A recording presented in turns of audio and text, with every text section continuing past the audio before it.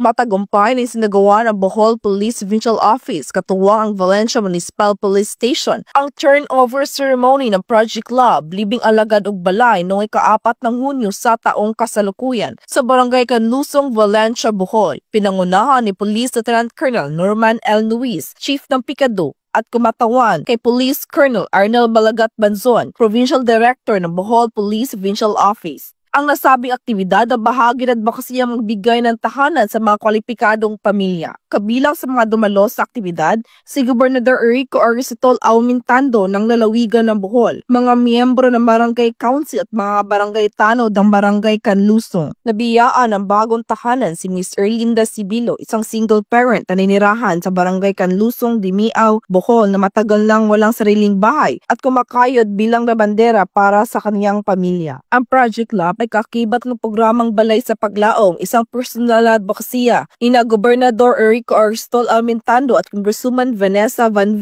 Aumentando na layunin maghatid na tunay na pag-asa sa pamilyang higit na nangangailangan sa pamamagitan ng pagkakaroon ng sariling tahanan. Ang aktibidad ay isang konkretong pagkilala sa mahalagang papel ng kooperasyon ng kapulisan at pamahalaang lokal sa pagpapabuti ng buhay ng mamamayan. Mula dito sa Central Visayas, ako ang inyong Police News Network Correspondent, Patrolwoman Annalyn N. Canoog, alagad ng batas, tagataguyod ng Balitang Pulis.